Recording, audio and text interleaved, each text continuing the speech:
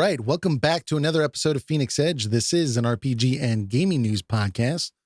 My name is Hat, and today we are going to be talking about our thoughts with part one of Fantasian. Just to clarify, this is going to be mostly non-spoiler, but there will be some minor spoilers naturally in a free-form conversation, but we'll do our best to keep things largely spoiler-free. I've asked my good friend Hian to join me in this conversation, and that's mostly because we both have been just chattering back and forth on Discord about various aspects of this game, and we're really excited to talk about it. And on top of that, if you don't know, Hian is actually a game developer living in Japan, so I think his insight into certain aspects of this game is going to be especially useful for those of you that may not have picked up this game, or for those of you that have played it. I think you're going to enjoy it a lot. Also, I just want to say that part two of Fantasian is coming out on August 13th. We recorded this episode before that announcement, so we were unaware of this shadow drop that was going to be coming. So there are multiple times in this episode where we are referencing a release date and later this year and that type of thing. So just keep that in mind. We didn't know. Also, Stan and Eric will be back in the future. Stan will be back next week. And then Eric is going to be back in about a month or so. He's taking care of his newborn baby, so God bless him. He'll be back when he's back and ready. All right, let's get into this episode. I want to talk some about Fantasian.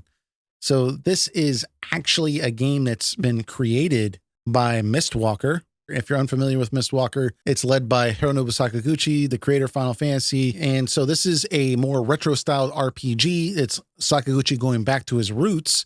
Part one came out a couple of months ago. It's exclusive to the Apple Arcade service, so that's been kind of an issue for some people. So a quick FYI on the Apple Arcade service. It's a service that's on Apple devices. You can't get it on anything that's not an Apple device. And it's basically like Game Pass. You pay $5 a month. You get access to 180 plus games. You can play them as much as you want. In order for a game to be on the Apple Arcade, it is not allowed to have any kind of microtransactions or free-to-play elements. So none of the shenanigans that we don't like as gamers. Every game on Apple Arcade is a complete game in the sense that you do not have to pay additional money. There are console level games on there, things like Oceanhorn 2, for example, and you can play these games as long as you pay your subscription. If you have something like an Apple TV, you can connect via Bluetooth, a PS4 controller, and play the game that way. If you buy a new Apple device, you get 3 months of Apple Arcade for free. Apple actually funded part of the development costs for Fantasian, which is why the game is exclusive to the Apple Arcade. If you would like to buy an Apple device, I don't recommend going out there and buying an iPhone because that's expensive unless you're looking at upgrading. But you can get an Apple TV for used around $100, but I would go for the 4K model because it's going to be a little bit more powerful, and that way you can play the game. So Fantasian is a turn-based JRPG set in a world made out of dioramas. If you're unfamiliar with what that means, dioramas are essentially hand-created set pieces in which the development team took pictures at various different angles of the set pieces of real-life sets, and then they were created into maps for our characters to run around on. It's gotten a lot of attention. I have a lot of thoughts on this, but I've been talking far too long. So Hian, what did you think about the dioramas? Did you like them? Obviously, it looks really nice. When it looks really nice. I'm going to add the caveat here because I know that there are some people who have complained about this, where there are some unfortunate elements where the masking of like the overlay part of the image kind of glitches a bit because these aren't just pictures. What they're actually doing is that they're using a technology known as projection mapping. So they have like a 3D model, and then the projection mapping is projecting the image onto the 3D model. And if you want to think about this in a way that's kind of easy to understand, if you grew up in the 90s or in the early 2000s, you probably went to school and you had these classroom projectors, right? Where, they display something on the blackboard or on like the whiteboard or whatever from, well, like a projector, right? Like in a cinema or whatever. And if you like move your hand in front of that, it gets screwy. Sure. And it's kind of like that where it feels a bit like analog at times where some of that projection mapping technology hasn't been perfected yet. So some of the time when you're moving through the environments, there's some clipping issues where your character's head might not display correctly behind like a lamppost or whatever. And there are some times where it's a bit rough when they zoom in on the environments. Obviously, this is a very much like an experimental kind of thing, right? Again, I like to view it as a total package kind of deal. And the dioramas, obviously, nothing is going to look more real than something that's actually real. So the environments are crazy when they look at the best. When Yeah. it's just like insane because it's pre-rendered backgrounds era Final Fantasy on steroids, where some of these backgrounds you feel as if you can touch them. And so obviously I love that. I think it's fantastic. I bet that if they make a sequel to this, it's going to look even better because they're going to have it pegged down, kind of how to do this Sure. with more accuracy and stuff like that. But it kind of just goes to what I've always loved about Sakaguchi, right? Sakaguchi's always been a guy who, despite sort of his orthodox kind of JRPG design formula, he's still always pushing the envelope, right? Going from Final Fantasy 6 to 7, bringing it into the 3D, and then of course with even though it didn't pan out well with things like Spirits Within and taking Final Fantasy into full 3D with the PlayStation 2 era and Final Fantasy 10 and stuff like that. He's always been pushing the envelope on the tech side of things and having interesting and ideas about kind of how can we deliver this story in a different way. And with the Xbox 360 game, right? What was the name of that again? Lost Odyssey, right? Yeah, where he was, okay, now we're going to use kind of visual novel style. We're going to hire an actual author to help us create these interesting memories. And they've used that in Fantasian as well, obviously, a similar kind of thing. And I don't know, I find it very fascinating. It's a point where you feel as if there's something additional here. It goes back to that thing that Square Enix is always saying, but I never really believe them when it's like they talk about like challenger spirit, but everything that they make feels like rote and very kind of, just kind of following trends. But the stuff that Sakaguchi is doing is in many ways the opposite, right? Because you might look at him and you say, well, this is just the traditional kind of old school JRPGs, but it's like, in this era, creating an old school JRPG is a challenging thing, right? Because what you're saying is screw all the trends, not going to make an open world game, not going to follow along with like action combat and all that shit. No, this is the kind of game that I like to make. This is the kind of game that I used to make. This is the game that I enjoy making. Let's make this freaking game. And then on top of that, he's like, how can I make that even more interesting by doing something new and refreshing with that? And that's, where I'm at, where I'm looking at it. And I'm just like, you know what? Yeah, I respect that. I respect that a lot. And it's also kind of what draws me to a game like that, where I'm like, I know what you're making. I can tell what you're making. I know it's something that I want. But on top of that, you're going the extra mile where I feel as if I'm also getting something new and different. And so the diorama style and everything else, I think it's really cool. Yeah, I thought an interesting point that you brought up was that his spirit or attitude towards things is to kind of be on the forefront and pioneer new ways of, making these games. And when you brought up the Final Fantasy 6 to Final Fantasy 7 transition, at the time we thought Final Fantasy 7 looked great, but the difference between Final Fantasy 7 and 8 and 9 in terms of graphics, they really mastered that. They refined it. So I think you're right that, Fantasian is a new attempt for him personally at making games in this style. But I'm sure that a sequel, if they do a sequel, that they're going to have mastered it in a similar way that we went from these very blocky characters in Final Fantasy 7 to what we eventually got with Final Fantasy 9, which was much more pleasing, I think. Sure. I think what I really like about the dioramas is just, in terms of set design, I think the dioramas give such a handcrafted look that just makes this world feel fantastic. Yeah. I mean, video games in general, I think it's very difficult to create a similar effect with a seamless texture. A lot of times you'll see like the reuse of assets or, a repeating wall texture or grass texture. I mean, with the grasslands in Xenoblade Chronicles and the Guar Plains, I mean, all that grass is the same height, right? Across the entire field. Is somebody mowing this grass? Probably not. But the reason for that is obvious. They're not going to handcraft each blade to have varying heights. that would be a lot. So your imagination fills in the rest. But like with Fantasian, they literally created physical versions of all the trees and the vegetation. So each set piece looks a tad different from those other pieces around it. And it just makes it feel like a living, breathing world. And so Yeah. I really do agree with you. This is like PS1 era Final Fantasy aesthetic, but evolved or on steroids, because it does have that non-uniformity of map design. It just adds a lot of variety to the map. I just think it's such a special thing to experience and explore. And while I do agree that the overall image resolution is not ideal, the amount of places where it was physically distracting to me was very limited. I mean, I did think that the characters could have been a little sharper. I wanted some more anti-aliasing on there. For me personally, that's just the way I like it. But in terms of like the actual blurry picture, it was just like you said, when they zoomed in on something, okay, the background image was not an 8K, so it would look blurry, especially if you're playing on a 55-inch television like I did. You know, it's very noticeable. Sure. But, you know, I think the only other thing that really stood out to me was in battle, some of the backgrounds, and this was occasionally I'd find a background where it was just very blurry, and it probably would have been better if they just, you know, used a CG image to get around it once they realized like, oh crap, that image doesn't look good, that zoomed up.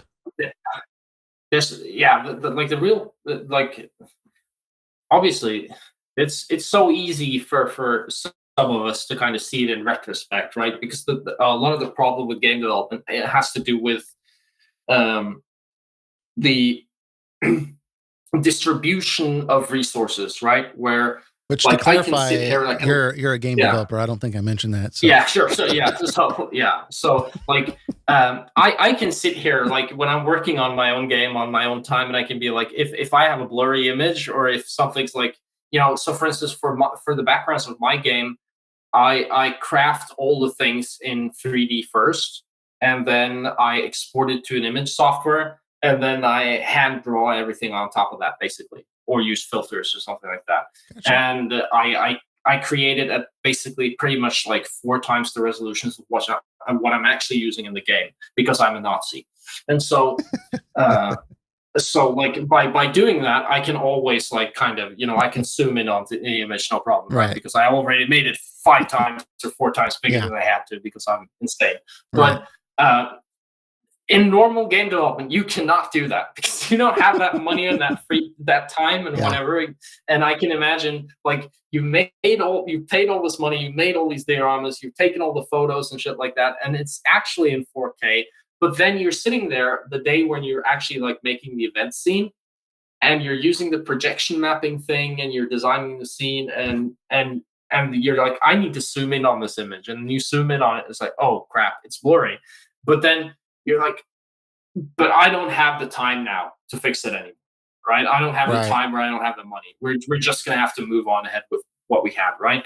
And those are things that, especially when you're working with new technology, or you're trying something new, it's for even you. worse, right? Because new for you, because you don't know how that's going to pan out, and then it pans out that way, but then maybe it's too late, because you already spent that money, or you're already spent those hours of the day doing that thing, and you can't work backwards off of that. And so I try to be a bit understanding of the fact that you know, this is, as far as I know, apart from Terra Battle 1 and this weird kind of mobile game about surfing that they made, this is the first Mistwalker game that's entirely in-house, right? Because Mistwalker used to be a design company, not a development company. So they would design games, and then they would get money and manpower from Microsoft or Nintendo to make their games.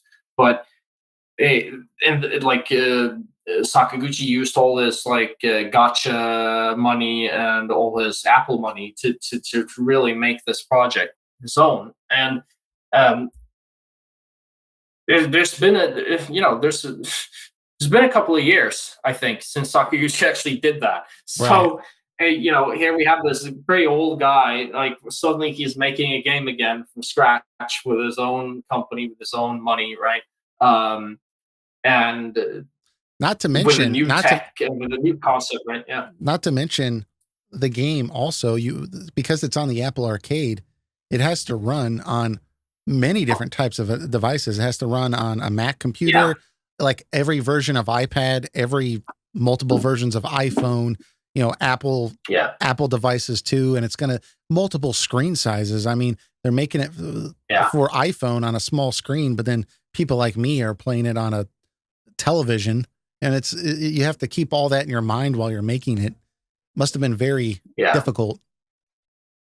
Sure. So I find myself being a bit forgiving of some of those like little, because I recognize this as being a kind of pioneering product that's trying something new while also kind of fighting upstream, right? To do something old at the same time. It's kind of blend of the old and the new, so it's kind of an orthodox JRPG, with world maps and turn-based combat and the works, right? It's basically a PlayStation 1 era Final Fantasy game in everything but name. On top of that, it's like this new tech, right? Where we're going to use dioramas and projection mapping. And, like in the old school Final Fantasy games, when you change the map, the screen would go black and then you have a transition. But here they've got like the thing where the camera goes boom, right? Mhm. And you get a new angle. Like some people, that has varying mileage for different people. But I thought that was just super cool because I love like pre-rendered, backgrounds in games. And the idea that you could have this large map and then it's pre-rendered style, but the camera angle actually changes. That's so crazy to me. And when I saw that, I was like, dude, this is mind blowing. This is so cool. Come Yeah. on. I don't even care that like with a controller. I know it can be a bit hard to navigate at times, but it's like I don't even care because it's so cool. Resolution image aside, it just looks great aesthetically, I It think. does. And, Yeah. there's certain scenes where it looks to me, anyways, like they're using real light that's reflecting off Yeah. like a surface. And I'm thinking, like, this is real ray tracing in a way, because it's Yeah. a Right. literal light. Like, it doesn't get more real than that. I mean, obviously, it's not reflective, so your character's walking over it. They're not seeing the reflection or anything like that, but it looks really Yeah. good. It just sparkles when it does look good. And I just think that there's not much out there like it. There's some standout moments. Do you know in the village of N in the beginning where you go to the place where the airship or whatever is, right? And you're Mm, standing on the airship pier and you kind of see like the clouds moving. You see like the clouds on the surface of uh, the shadow of the clouds, right? Moving yeah. across sort of the pier as you're standing there. And I don't know why, but that's just like burned into my mind because I thought it looked so like, dude, it looks so real. Nothing looks more real than this. It's crazy, right? It's literally real. Yeah. So yeah, it's literally real. There's some ups and downs with some detail work and stuff like that, but that screen in particular was just like, oh, dude, I don't even know what I'm looking at here. This is like way too, like this is crazy. Yeah. So Yeah. Totally agree. yeah, Totally agree. One thing I did really like about the game also that I want to get into, but I do have a few criticisms also. And again, we're going to try to be as vague and try not to spoil the whole game for yeah. anyone listening. Maybe they have not played the game yet. The story itself, what were your thoughts of that? To keep in mind, we've only played part one. And that's the first thing, right? So I don't, because I want to kind of want to see where the story goes. But I have to say that I actually really liked the story because I thought the story had a bit of like a Final Fantasy 9 esque kind of vibe to Mm, it, yeah, where I it's a agree. bit, it's kind of lighthearted, but at the same time, it's very heartfelt. I really, really loved some of those character portraits. Basically, when it's like you get the visual novel style thing, where you get the background for the princess and for Kina and stuff like that. Some of those stories I thought were really well done, and I really, really enjoyed them. And I felt as if they lent a kind of additional context to the character, where when the characters are just kind of bantering in normal scenes, I have that backstory in like the back of my mind, which I feel as if even though some of these story scenes might be a bit on the simple side, having that context means that I'm kind of thinking about those scenes at a kind of a deeper level. It makes me imagine that there's more kind of subtext there. Maybe there isn't that much subtext there, but it kind of makes your mind wonder, right? Or think about it. Like obviously the premise of the game is very simple, right? And you have Leo and he has amnesia, right? And he retraces the steps of the stuff that he did before he got amnesia. And I know that there are people who've criticized that, who are like, God, that's very Yeah. cliched.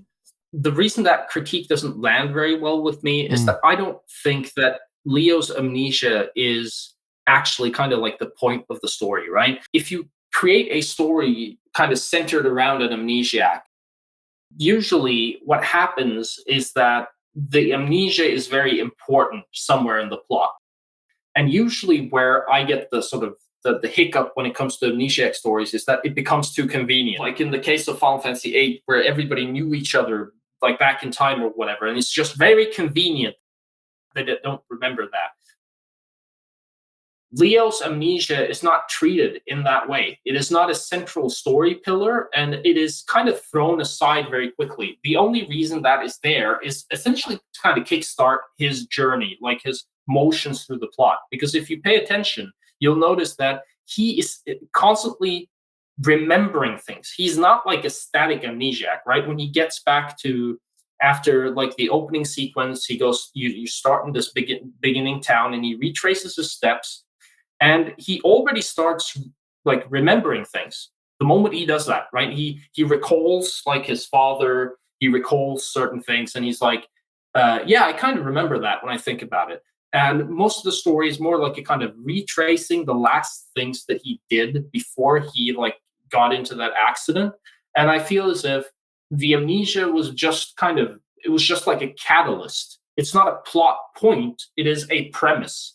And for me, and so I don't find that critique compelling the same way that if you were to watch Star Wars, the original trilogy today, right? If somebody were to Right. say, well, why is like, where did the Empire come from, right? If people were to ask me that question, I'm like, well, that's not important, because like that's not what Star Wars is about. It's not about where the Empire came from, and because this is the first, like, you know, A New Hope is like the first movie in that trilogy. The New Hope doesn't have to explain where the Empire came from, because that's not that story, right?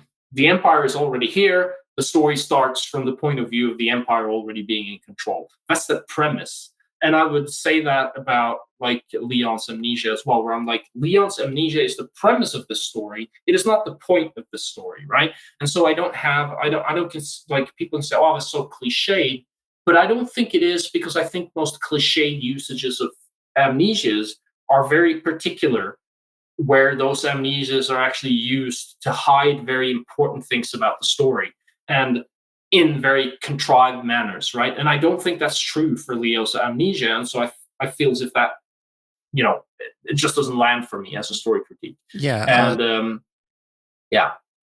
Well, I was So, just so gonna. I like the story. Basically, I think the story is like kind of simple in its setup, but then Mhm. there's a lot of heart there to the characters, and I kind of just enjoyed looking at the characters interacting with each other and going through those motions, and it felt like I was playing kind of like a classical SNES PlayStation era JRPG, and that's essentially what I look for. When people say that's cliched, the thing that bothers me about that is that we're in 2021 now, right?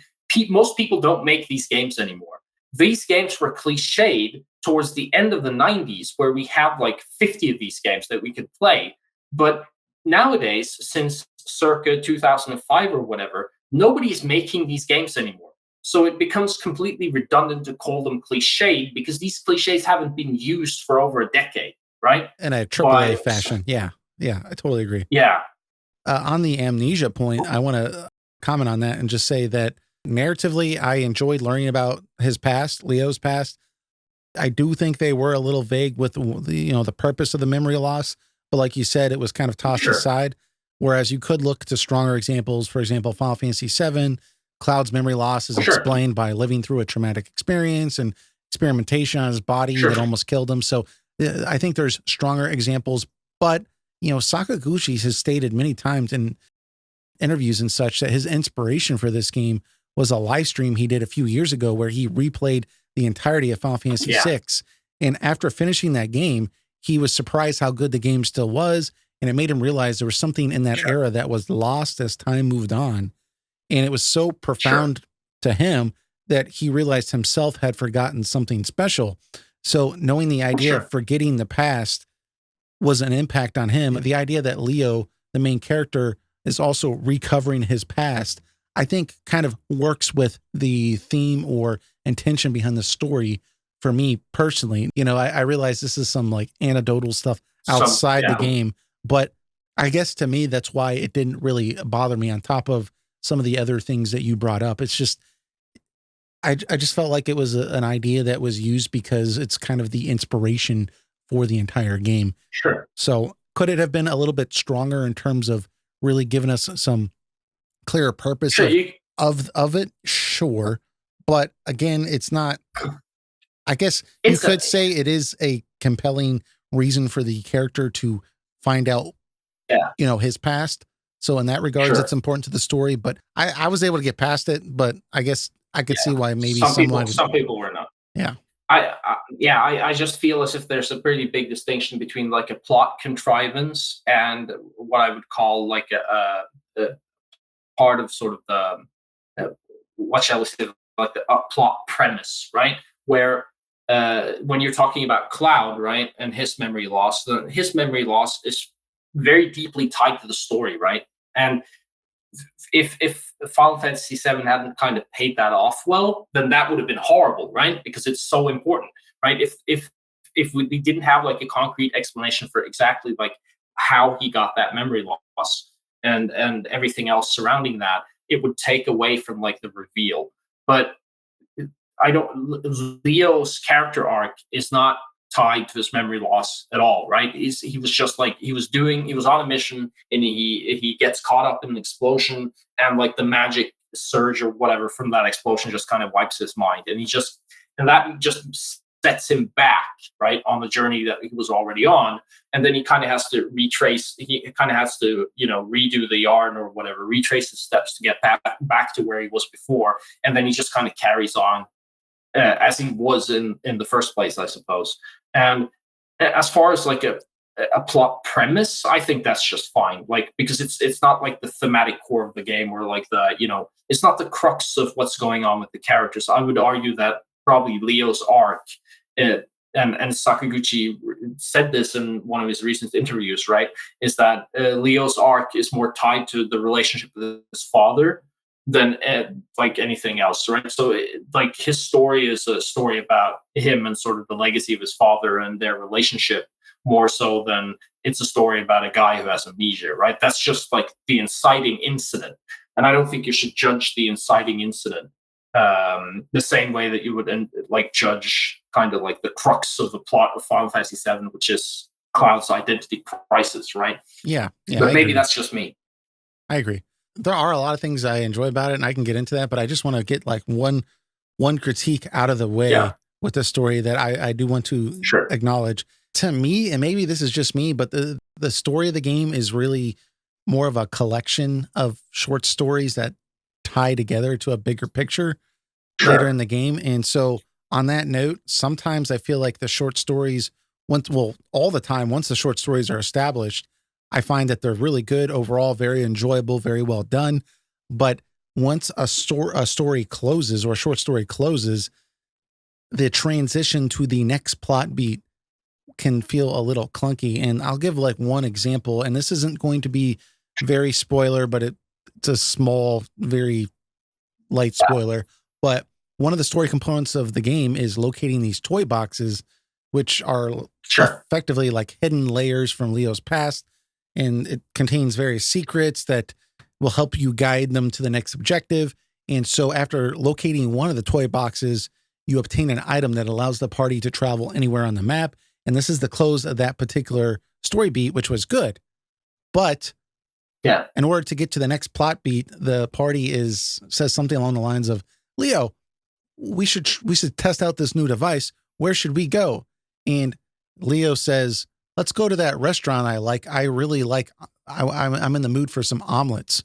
And once you arrive at the restaurant, they give you a letter and it sparks a whole new journey, which is really good once that gets going. But I'm sitting there scratching my head thinking, well, I mean, technically they did set up that he likes omelets and, so it makes sense that he would want omelets, but could we have come up with a more compelling reason to transition to the next plot beat than wanting omelets? And I find that that's a lot of times it's my very criticism. Whimsical. It's It's very whimsical. It's very kind of Final Fantasy V-ish, I guess, if I were to draw a parallel. Yeah. that also has like a very whimsical story. And I think this a lot of the reason, I guess one of the reasons this probably hits closer to home for me, and I don't know if this is different from Americans, but like Hmm. being a Norwegian, right, being a Scandinavian, I was raised on traditional Scandinavian fairy tales, right, and so most of those fairy tales are probably what you would imagine. They're fairy tales, right? And they're Yeah. all very convenient and all very contrived, right? There's the story of this dude who, at the end of there's like a collection of fairy tales about the same fucking dude, but for some reason, at the end of every fairy tale, he gets like a princess and half of the kingdom. And I'm starting to think like, how many half kingdoms and how many princesses does this dude have, right? But Right. from my perspective, again, it has to do with kind of like management of expectations and what you're going into a story with. Because I wouldn't dream of judging, for instance, Lord of the Rings, a Tom Clancy book, and Shrek by the same standard. Because these are, Lord of the Rings, Rainbow Six, and Shrek are completely different stories, right? That do completely different things. And I think it requires a kind of special type of person to think that we should judge all stories by the same metric because they're trying to do different things. If we're going to focus a lot on plot logistics, Fantasian obviously has like weak suits. It's not a Xenogears, it's not a Final Fantasy VII, Well, and right? that's the thing. But once they start a new story Yeah, idea and they set up a problem yeah, and they go to fix that problem, that beginning, middle, and end is really well done. It's just once a sure, plot line is wrapped up and they have to get to the next plot sure. beat, sometimes, like you said, it can feel a little contrived. And sometimes I think that can be charming. It just kind of depends, right? And so I was very interested in that. Like I again, like Mike from Resident Arc thought it was very, very cringy and kind of tough. But there's this scene right where again this is a tiny spoiler, but it's not like plot heavy. But there's like a scene where they teleport into the bedroom of the princess or whatever, and the king is there kind of going through her underwear drawers or something. And it's all very, it's a bit Creepy. sketchy and everything. It's a bit creepy and everything. But I have to admit, I laughed at that. I thought that was pretty funny, right? It was funny and like, this is so stupid, but it's kind of funny, right? Right. It reminds me of a couple of scenes from Final Fantasy IX, right? Final Fantasy IX has a couple of scenes like this, right? With Sedaine accidentally touching Garnet's ass when she's climbing the ladder and stuff like that. And But Sakaguchi has a little. I think the difference with that though is it's not like because Zidane touched Garnet's ass, like it redirected the plot in a new direction. It's just kind of like a funny Sure, sure, scene and then sure. it kind of like ended. Whereas with this example, with the king looking at the underwear, that sparked like a new story beat, right? That like a whole new chain of events. And while those Sure, chain events that happened after that were great, it was just like I could see why could sure. you know So and yeah, so I've just kind of realized that up in my age that while I also like a good like serious like kind of Game of Thrones drama, there are some times where I also just want like something that's a bit like absurd, where it's kind of where you can just laugh and go like this is crazy, right? Not everything has to make sense, if that makes sense, right? There are times where I want to read Tom Clancy books and everything has to be you spend 2 pages, I don't know, narrating about the finer details of a Heckler and Co. like MP5 or whatever, and and what kind of rounds they're putting in the magazine. But I mean, but sometimes you want something that's a bit more lighthearted and a bit further out there, kind of like a Disney Pixar movie. And for me personally, I think where I'm at in my life and sort of how my interest in a lot of game narratives and stuff like that have evolved. There are things with, let's like say Final Fantasy VII, with like Red 13 wearing a sailor uniform and walking upright on his back legs. Like that image alone is so ridiculous on so many levels. Like dude, that it's would great. never fly. It is insane, right? Whoever thought of that, dude, there were 5 different ways in which you could have put Red 13 on that boat, and that was not one of them. But you picked it anyways, right? But that's a little bit of the charm of Final Fantasy 7, right? Okay, Aerith just died. Let's go snowboarding, right? That's another one where it's like, okay, you could have presented the descent from this mountain in many different ways. Why did it have to be Cloud on like a garish, like neon yellow, neon purple snowboard, doing like doing grabs, tail grabs, and 360s and shit, while the woohoo, like cool border style down the mountain right after Aerith died, right? It's absurd, but it's also kind of why I love those games. So I'm just gonna say that for me personally, it was kind of like it felt like a return to form, and I was just kind of laughing while I was doing it. And I Yeah. thought it was cool. Yeah. So Well, and I want to point out for someone listening right now that maybe has not played the game, that there are moments like we're talking about, but it's yeah, not like littered all over all the that. game. No, Yeah, like no, we're no, no. talking like sparingly few. Yeah. Yeah, it's spread out. And that's the thing, right? That's kind of like the thing. Like Final Fantasy always had sort of its serious and melodramatic moments, and it had its moments of like kind of absurd humor. And I think Fantasian falls into that, where it's like when you're engaging with those visual novel type backstories and stuff like that. Some of those I thought were really, really touching, right? Whether it was kind of Charlotte, whatever, kind of waiting out there for Leon to show up. Mm, You yeah. get the impression that she's kind of this sheltered princess, and it's probably kind of her first kind of puppy love kind of deal, You're and then she gets stood up, and it just really breaks her, right? Yeah, you're talking about some of the memory sequences, and Yeah, I think that's where yeah, like the game really shines for me. Well, the memory sequences and just the characters overall, because finding out the yeah. backstory for all these characters is really just some really Cool. just moving story moments.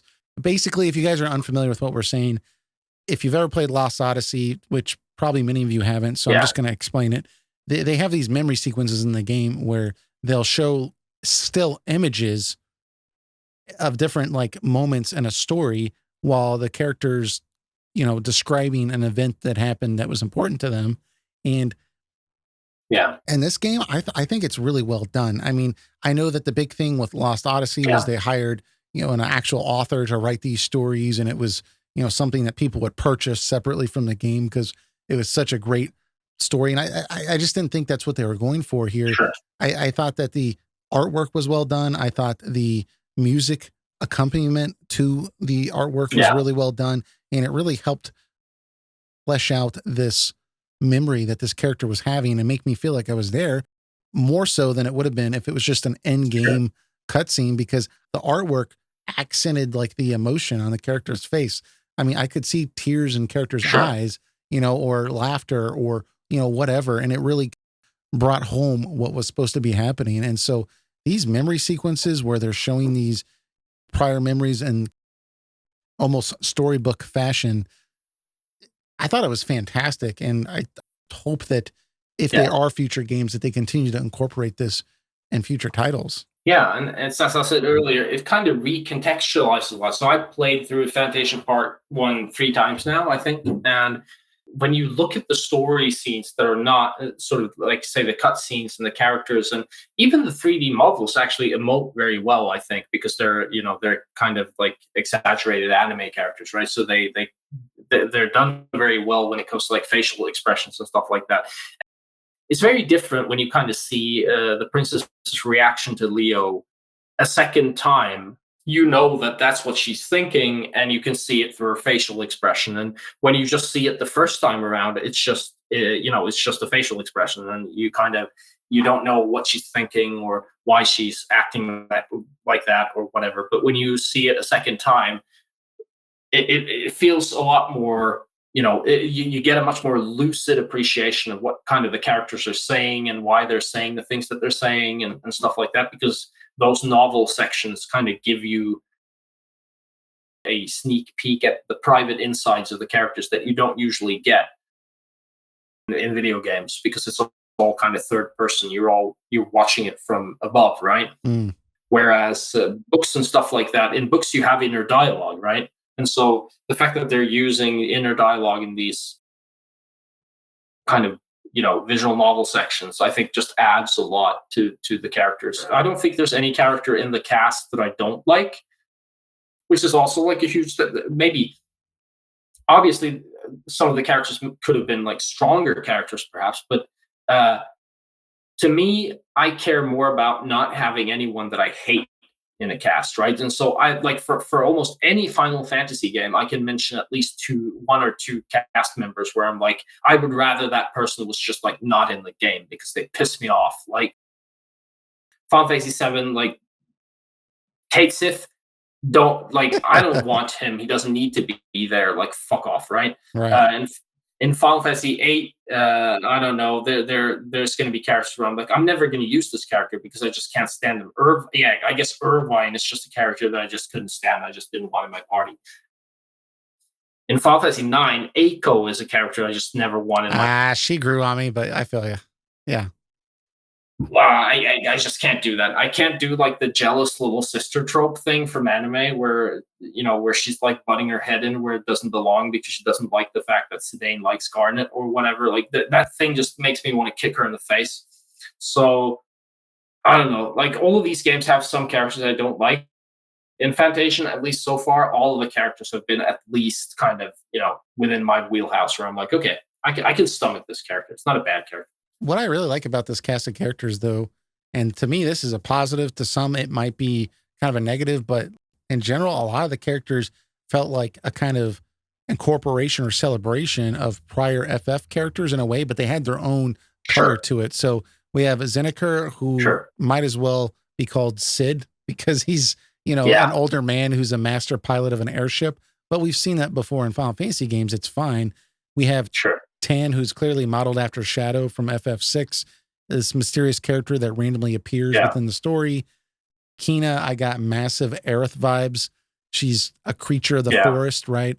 And then with Cheryl, I got a combination with her and her bodyguard of Princess Garnet and Steiner vibes because Sebastian, her bodyguard, is, all like, you don't deserve to be around the princess. Yeah. But she's like if Garnet met Aiko basically because she has like Aiko's what's the Japanese word for it? It's called tsundere, right? She's got like she's a bit like she's not, more sure of herself. Garnet was and she's more like prickly. She's very prickly, which is And so I really like but I like that. Yeah, I like that it was a new, like it was kind of like an initial Easter egg to Final Fantasy IX, which I felt really this game reminded me most of Final Fantasy VI and IX. It has like elements of all of the games. Like the intro sequence is very Final Fantasy VII, right? With the like the thing and the synth soundtrack and everything. Like I got goosebumps when I saw that intro the first time because I like, dude, this is so Final Fantasy VII. This is like Final Fantasy VII for miles and miles. And then you get to kind of like this the Village of End and stuff like that, and it gets a bit more laid back, Final Fantasy IX-ish. And then there are some of these like the way that the characters kind of banter with each other is a bit Final Fantasy VIII-ish, and some of the music cues are very Final Fantasy VIII-ish, and it's just like it feels like a celebration of everything that came before, with a little bit of everything. And if there's anyone who's allowed to do that, it has to be Sakaguchi, right? Because he's the father of the freaking franchise. Like, how can you go and be like, how can you that's not? The thing. That's the thing. So, Final Fantasy IX, when it came out, it was basically a tribute to the games that came out prior, specifically Final Fantasy VI, 1 through 6. And so there was lots of little hidden Easter eggs and kind of a celebration of the series. And now that I've played Fantasian, I felt that it was a similar type of game for his past work, but it's included all the Final Fantasies. And then it also included, like the memory sequences, which we got in Lost Odyssey. And so it still has some of the Mistwalker games in there as well. And so it's just a celebration of his career, and he's talking about potentially retiring. So to me, like all these different things are just kind of just looking back on his past career rather than trying to, reinvent the wheel. And he does make it different. It's not like a total copycat, but I thought it was great. No, I totally agree. I played it 3 times, so like obviously I think it's great. I think it's great. But the soundtrack, I've got the soundtrack on my phone and everything. Like, oh yeah. Yeah. This might be Nobuo's last OST. He apparently is just hell-bent on retiring, although he's said in an interview that, he may do title tracks or credit tracks and stuff like that. But this Yeah. is probably going to be his last full game that he's going to work on. And, you know, Yeah. I know some people, the soundtrack is kind of hit or miss. I personally think it's Sure. great, but I mean, I saw an interview with Yeah. Nobuo talking about Fantasian, and one of the things that he brought up was that he was reflecting on his career and when he was making the soundtrack, and it really hit him how influential his compositions were to the JRPG genre. And so, in response to that, he Yeah. thought, why don't I try to push myself to step outside of my typical style and experiment a little bit with something a little bit new? And that's basically my take on the music. I mean, there's lots of traditional Nobuo tracks in here that you could find in a Final Fantasy game. Sure. And, some of these softer, sadder tracks are just really pull at your heartstrings, are just gorgeous to listen to. But many of these tracks, Yeah. there's a lot of atypical usage of modes and fluctuating key changes Yeah. and toying with atonal sounds. And I like it. I think it's really good. Some of the tracks, not so much, but overall, I think it's great. I think honestly it's the most authentic like Uematsu soundtrack because like many people I feel I talk a lot about this, but it's kind of like a Mandela effect thing, right? When, for instance, when people, if you tell modern people, like think of Final Fantasy, people close their eyes and what they see is basically kind of like the Kitase Nomura style Final Fantasy, right? Because they've kind of retroactively even gone back with like the Final Fantasy VII universe and stuff like that, and stepped away from sort of the anime style, and and I think it's the same thing for Uematsu's music, right? You had kind of like the what's the name of that?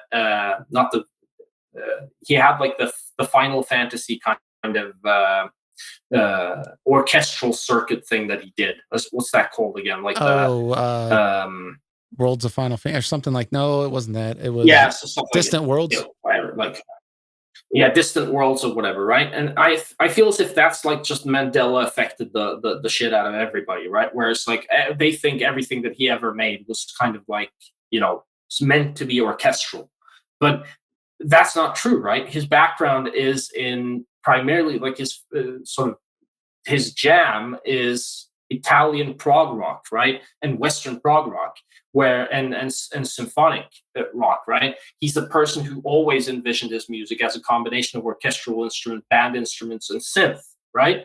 It's supposed to blend those two things together. And anyone who's actually looked through the sound files for Final Fantasy 7, 8, and 9 know that the sort of the MIDI compositions for these, right, which the sound chip within the PlayStation sort of played, like these weren't made to be pure orchestral songs, right? These songs, like if you look at Final Fantasy VII's sort of original tracks, they used synth strings rather than regular strings. They would use, for instance, for the prelude, the Final Fantasy VII prelude doesn't use a harp; it uses a synth harp. Whereas, for instance, the prelude in Final Fantasy IX uses a regular harp. And so he's always had this kind of eclectic style that blends sort of modern electronic instruments, band instruments, and orchestral instruments.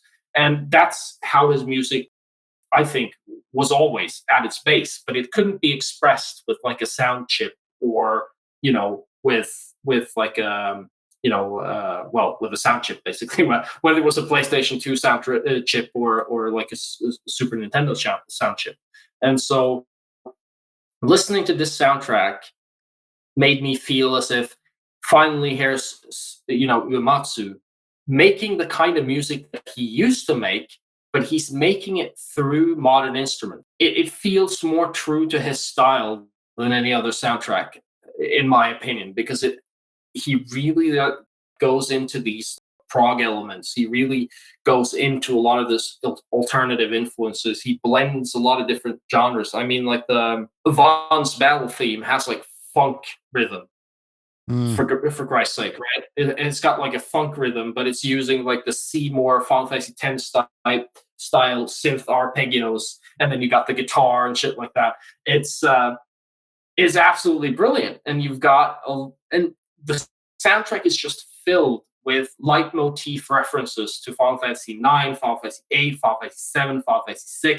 It's all there. All the leitmotifs, and he's just very cleverly taking all leitmotifs and then rearranging them and putting them back together again, and then using as I said, like using orchestral instruments in combination with band instruments, in combination with synths, and it's all just coming together into this like eclectic thing, which is always that's what I loved about his music, right? Back with Final Fantasy VIII, you know, the man with the machine gun versus like the battle theme in Final Fantasy VIII. These are two completely different type of tracks, completely different instrumentation. It's the same thing with Final Fantasy VII. You've got like the boss theme is like a rock track, right? But the battle theme is more of an orchestral track. And then you got the Mako reactor theme, which is this crazy, you know, kind of industrial sounding synth track.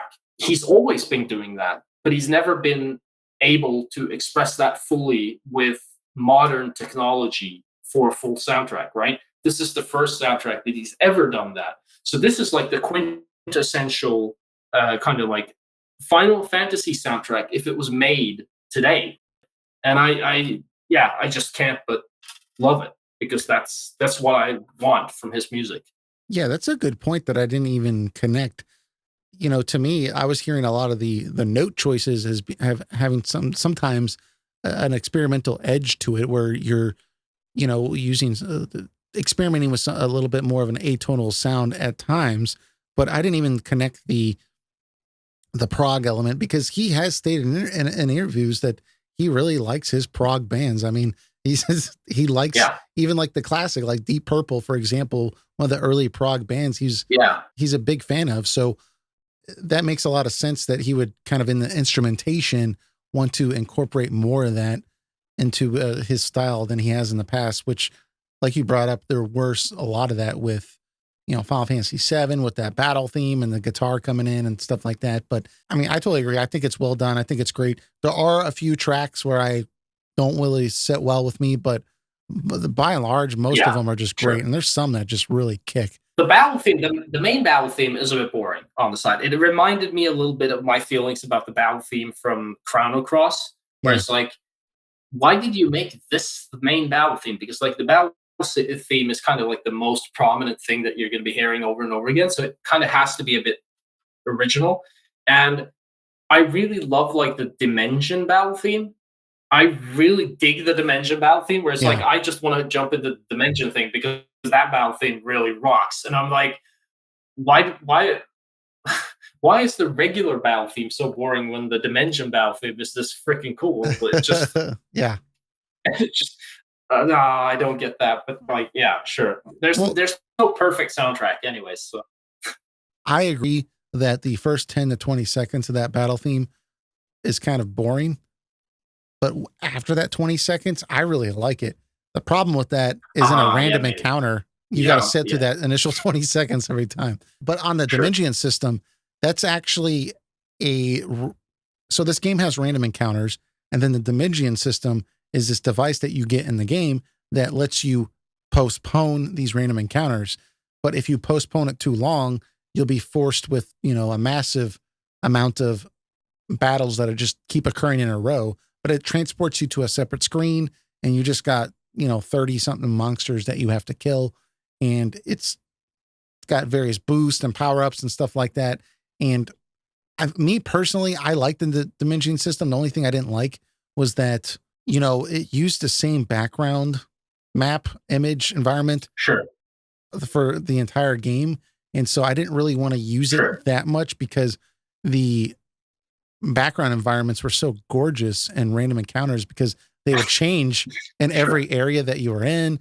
And even being in a city and getting into a fight, it really reminded me of Final Fantasy VI and, you know, the buildings and such. So I liked seeing those background images, and I didn't really want to miss out on that. So I really only used the Dimension system when I was trying to get to a save point or something like that, rather than, you know, all the time, which I think some people played the entire game with that thing on, which is amazing to me. I used it a lot. I didn't use it all the time, but I used it a lot just because, again, like I really love the battle track.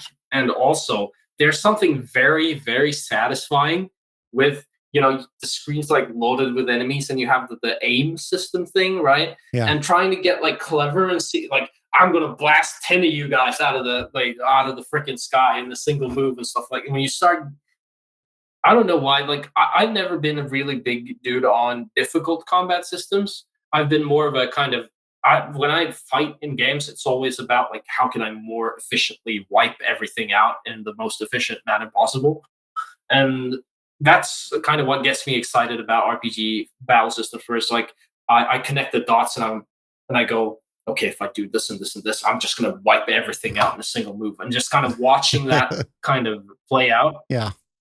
is is one of the things that I enjoy the most. And so uh, the dimension system is pretty cool that way because you, as you said, you got the power ups and stuff, and yeah, just like mowing through an army of enemies with some really well placed skills, that feels very satisfying. To be honest, I really really like that. So Yeah. And the thing about this battle system in general that I do like is that it is a bit more strategic than your standard fare for turn-based battles. yeah, Especially with the Dimension system on. I mean, you're going to have multiple monsters, and the goal there with this battle system. Let me back up. With this battle system, lots of moves allow you to attack multiple enemies, but you'll have kind of like a line that you can make sure, curved, and you can get multiple enemies, or you can get like a you know area of effect, basically a circle and get multiple enemies. And so the goal you're trying to go after all the time is to take out as many enemies as you can. But it also is really good about balancing elemental weaknesses, buffs and debuffs. sure, And so in the Dimension system, they have these upgrades. So you have to attack an enemy, but also hit the upgrade if you want to upgrade. And I mean, if you don't go for those upgrades, that Dimension system, especially if you wait until the end, is going to take a long time. But if you can start stacking up those bonus upgrades, you're just going to be mowing those enemies down like nobody's business, and it can be a lot of fun. So I really like that. yeah, And in the boss battles themselves, using the ability to kind of curve around your attack and try to sneak out more enemies than you're supposed to, I think it does add a lot of strategy to it. And I think that these battles are actually pretty well orchestrated for me personally. yeah. I'm having fun with the battle system, which is rare at this point in my life, having played way too many command based role playing games. It does remind me a lot of some of those things that you sometimes see in mobile RPGs, that the ones that are a bit clever. There's, I don't want to call it a JRPG because it's technically not Japanese, I think, called Storica. And Storica has like a wonderfully complicated kind of puzzle based, needlessly contrived combat system, but it's it's just tons of fun.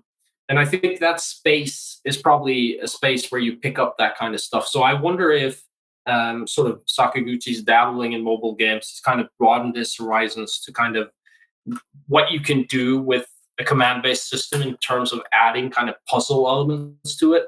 Mm. And I feel as if that adds a lot to, instead of just kind of going through a rote menu and then picking something and picking a target, where it's a bit more, it feels kind of like a puzzle game, right? In the same vein as like Terra Battle or whatever, where you kind of have to move some stuff around to get, to get at all the Well, it keeps you from stuff getting that I in want to get at. the it keeps you from getting in the loop of just holding the X button and pressing attack, attack, attack, because you could do that, but Yeah, it's going to take forever. Or you can take your time and try to line up your attacks so that you can hit more than one enemy, or whatever you need to do. And I just think that it kind of keeps you engaged with each battle and makes it that much funner. So I for mean, sure. it's if I were to compare it to a Bravely Default game or something like that, I could probably say that those games are a little bit better in terms of the battle system. But I mean, this is very good, I think. So They're chunkier. That's for sure. But again, it depends on what you look for in a battle system, right? Where, for instance, is Final Fantasy 7 and 8 and 9's battle systems better than or worse than Bravely Default? I'm sure a lot of people would say they're worse, right? Because Bravely Default has more of a difficulty and there are more options and stuff like that. But I have to be honest when it comes to, let's say, for instance, the original Final Fantasy 7. I kind of appreciate that that game's a bit on the simpler side because I don't feel as if that game is really about fighting stuff. Like battles in Final Fantasy 7 are kind of just, you know, they're straight and to the point. You wrap them up and you move on, right?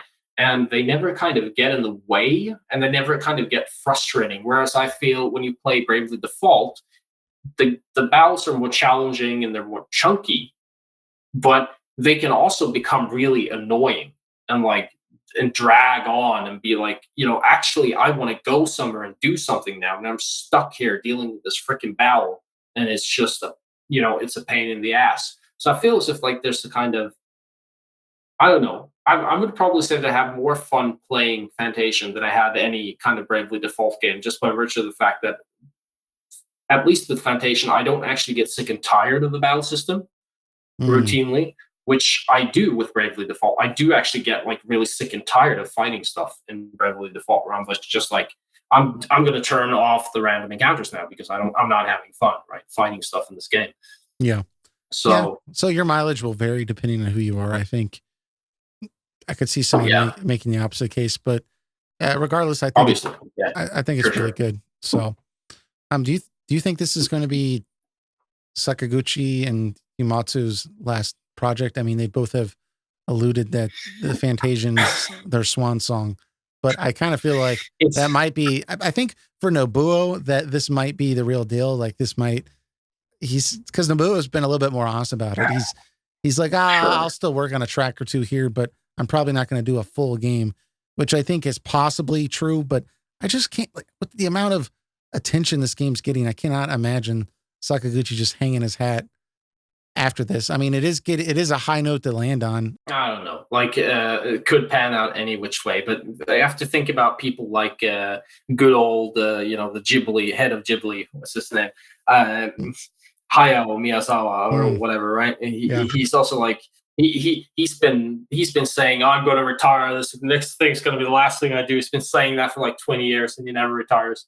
So I don't know. I feel as if that's like a kind of very Japanese thing, where it's like, nah, I'm 60. I'm gonna have to retire now. But it's just it never happens, right? Because there's always something else. And even with like, I can imagine the two of them kind of retiring. It could happen, but I can also imagine that like a year from now, something's gonna come across Sakaguchi's desk, and he's gonna he's gonna be on the beach on Honolulu or whatever, and he's gonna be like, oh, I have this idea. We need to make this game. And then the first person he's going to call is Uematsu. Uematsu, you need to make the soundtrack for this game that I'm making. And then Uematsu is going to be like, no, I'm tired and I'm not going. Yeah, but you have to make the soundtrack. And then they're going to have a back and forth for 2 months. And then because they're like an old married couple, they're just going to go, okay, this is going to be the last one. And then that's going to happen every 2 or 3 years. 2 to 3 years until they're 80 or 90 or whatever. Yeah. But I I think just that's just as likely because yeah, because they're those kind of people.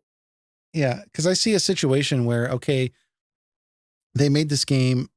We know that Apple in particular helped finance it in some particular way. We don't know the details of that.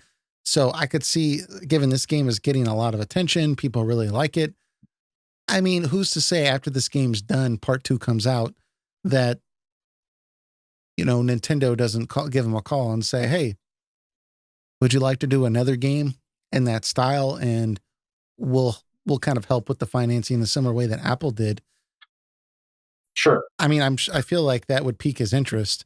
Yeah, I mean they already like if you when you clear the game, you get like this survey thing where it's like, would you like a Fantasian too? And it's like, of course, Well, that's the thing. If please. Sakaguchi retires, is Miss Walker going to continue on making games, or would that still have the appeal? I don't know if it would. Yeah, of course it wouldn't. So like, I that company's gonna die with him, I think. To be honest, but I don't think he's gonna retire. He's not gonna retire the company. That's not gonna happen.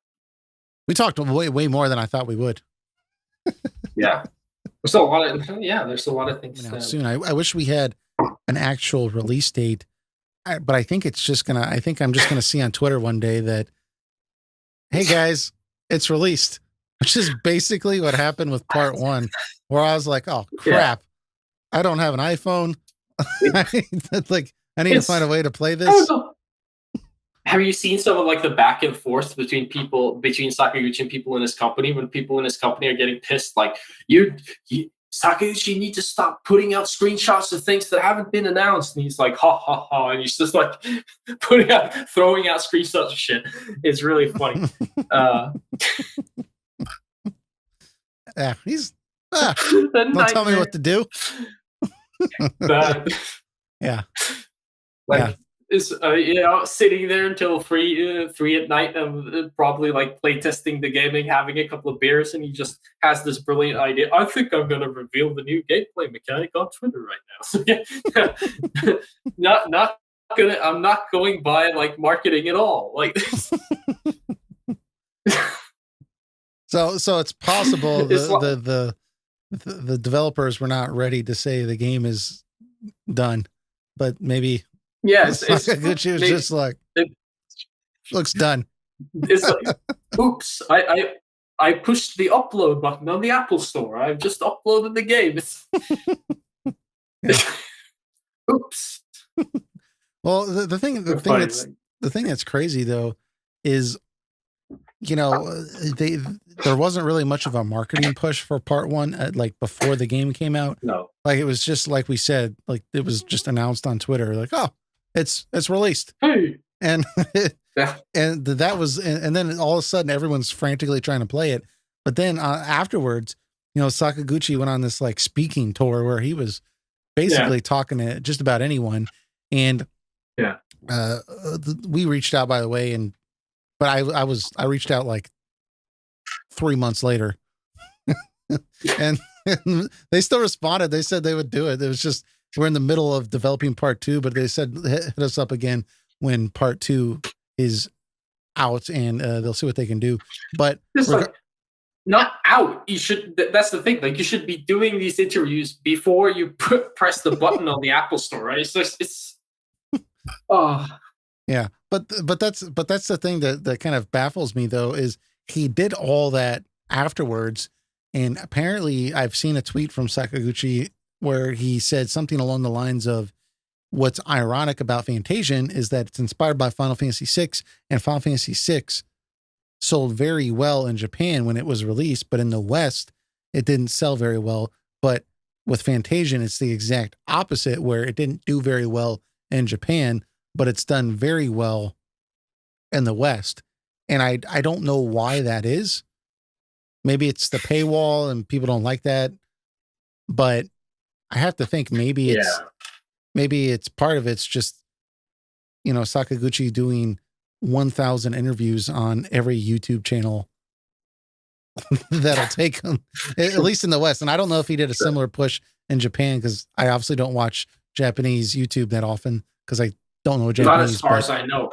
And I don't think there are that many like sort of JRPG Japanese YouTubers, as far as I know, like that focus exclusively on that, right?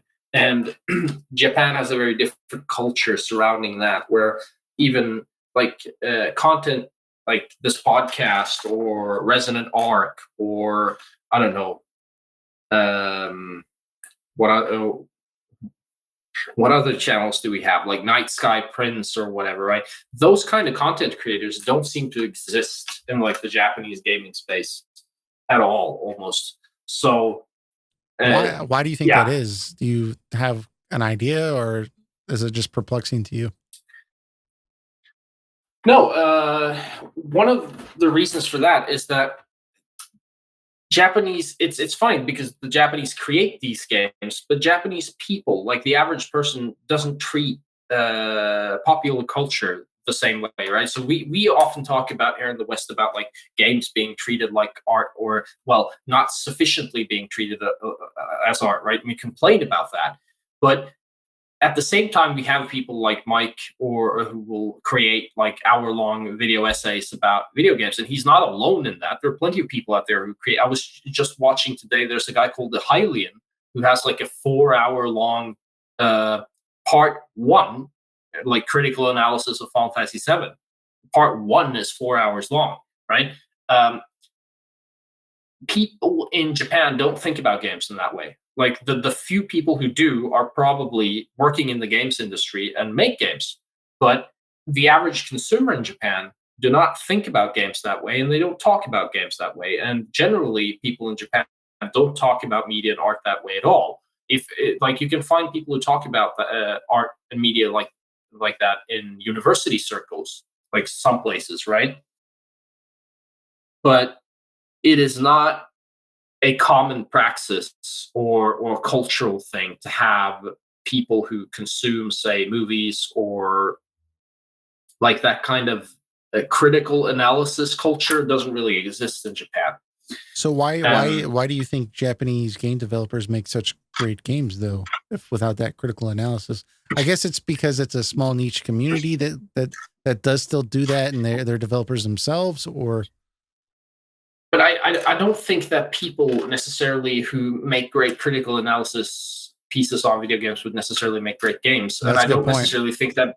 Yeah, and I don't necessarily think that you need to go via a sort of critical analysis in order to become like a great game developer. I think um, like people like I I'm surprised by this myself. Most Japanese people that I've talked to in development have a very kind of instinctual feel for kind of their craft, right? Where many of them, uh, this is strange for me as well. Like one of my senpais, right, one of my elders in the industry that I used to talk with. He would all I would talk to him, and I would talk to him about games the same way that I talk to you about games, or Mike, or Velhart or whatever, right? And he's like, "Wow, you know all these things," and like, dude, and he was like, he was very impressed by kind of the way in which I talk about games and game systems. But the thing about this is that like he doesn't really, I guess, need to talk about that. That's not he understands those things, but he doesn't vocalize them, right? Mm, So because ultimately this is a person who's kind of been around and he's been working with games and he's kind of learned game design with his body rather than with his mind, right? And I think there's a lot of people like that in Japan, which is also why you get a lot of kind of conflicting game designs in Japan, right? Where you get certain games where it's like, wow, this is really clever, but then this is really stupid. And it's kind of weird. You're sitting here yeah. looking at a game made by a person, and it's like he was smart enough to think of this thing, but for some reason he didn't think of this thing, and that's because it's not really like a conscious discipline in the same way. It's more I don't instinctual. think. Yeah, it's just kind of like a different culture for how to approach, appreciate, and talk about game design generally. But now you're actually seeing a lot of that Western appreciation kind of bleeding back over into Japan, right? Because a lot of Westerners who fell in love with Japanese games kind of moved to Japan and started working with games and, ingratiated them in the industry, and they're talking with Japanese designers. And now you're getting a lot of sort of cross cultural proliferation going on. And obviously, you now see a distinction between these things, right? But I'm still surprised I could be talking to a Japanese developer in like his 40s or his 50s who's worked on a lot more prolific projects than I have. And we'll have a conversation, and I'll just kind of throw out kind of one of my random opinions. That's an opinion that I know that probably, us in our circles would Right. kind of take for granted. We would take it for granted. Like that goes without saying. And you'll have like a Japanese developer in his 40 or 50s who'd be like, wow, wait, what? Like, I've never heard that before, but that's really clever. That should be put in the book somewhere, right? And it's like, how do you wait? Like, how do you not know this? Like, I thought of this looking at your game, right? Because I thought that was how you designed everything. Hmm. And it's like, well, no, I didn't really design it consciously like that. I guess it just kind of turned out that way. And it's like, dude, are you serious? Right? It's like, Well, you see this, you see the kind of the same phenomena with like, cause I play guitar and I'll read interviews with these famous guitarists, and like someone interviewing them will like really try to get into like the music theory and, just get like really deep in the weeds of like what their thought process is. And they're just like, it just will baffle people. The guitar player will be like, no, like, I don't think about music like that. I just hear it in my head and I play it. Like, it's cool that you've analyzed it and you can tell me on paper everything that I'm yeah, doing. And like, you can really explain it in a classroom setting, but like, I don't write music like that. I just, it's just very instinctual, yeah, like you're getting at. And I think it's a similar thing with what you're getting at with game development is some of these people, I guess in Japan, because that's where you're working, are just more talented, I guess, naturally gifted than just really just in a classroom setting, just breaking it down bit by bit and figuring out what's going on here. Sure. Yeah, it's kind of like one of those things that you're like sometimes in game design circles in the West online on YouTube, you'll hear expressions like "time to play," right? Where the game should be like within 5 minutes of you playing. You know, you should be playing the game. You shouldn't be watching cutscenes. You should like, be touching Mm. buttons or whatever, right? Moving your characters around. And Sakaguchi's games almost always maintain that rule, but I feel fairly certain, not having asked him this, I feel fairly certain that if you told him like, Do you have like a formula for this? A time to play? Have you heard this?" He would be like, "Oh no, no, no, I just think that it's good for games to be, to be about playing or something like that." And this is just like my approach to things. Uh, It's not like he has like a toolbox of expressions and it's a time to play 2.5 minutes until you have to be touching buttons, right? For him, I just think it's an instinctual thing, Yeah, does this feel right? which, Yeah, yeah. interesting. So, and that's, yeah, that's probably his approach to things. And that's why, again, like you're never going to get a perfect Sakaguchi game, right? There's going to be some things that are good and some things that are not so good, uh, which is true for all games, right? uh, because I don't think most of these people operate with creating games like a science. It's really more of an probably more of a, like an artistic thing for many of these creators, right? A feeling thing, intuition based on experience, right? Well, Creating games for many years. I saw an interview with him where the interviewer basically kind of wanted him to kind of reflect on his career and talk about some of the high points and all that stuff. And he said something, I'm paraphrasing here, but he said something along the lines of, believe it or not, when I look back, like everyone likes these games and they love them and I think they're great too. But, when I look back, I tend to think about more of the things that I wish I had done. When I play them, I think about, oh, I should have done this.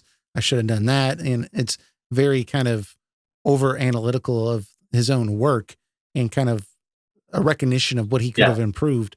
And so, that I guess that's just kind of the mindset of when sure. you're creating these games, that you can always go back and look back and see areas where, okay, we could have done this a Sure. little bit better.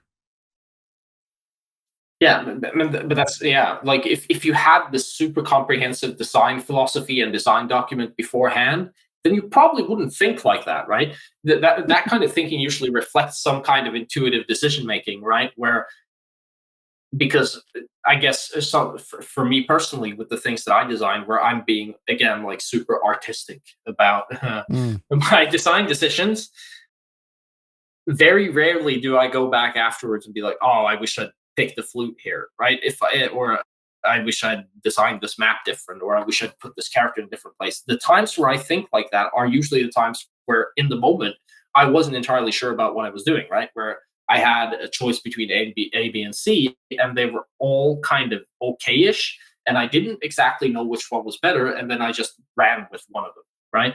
And then when you look back, you're kind of, I wonder if I'd chosen different, it would have been better, right? mhm. But so yeah, it's just kind of my impression. Thank you for filling in here. We were kind of missing two of the members, but I know we've been talking privately about Fantasian for some time. So really appreciate you coming out here and talking about Fantasian and the Pixel remasters and Fantasian Part Yeah, 2 and giving your insights. So really do appreciate it. no problem. All right. So I guess we'll wait to have you on in the future, and we will have another episode for you all next week. Thank you guys. Cheers. Hey, thanks for sticking around till the end. If you enjoyed this content, be sure to hit that subscribe button and also check out our audio version. It's on Spotify, Apple Podcasts, and practically any podcatcher you can think of. Also, we have a fantastic media partner at rpgfan.com.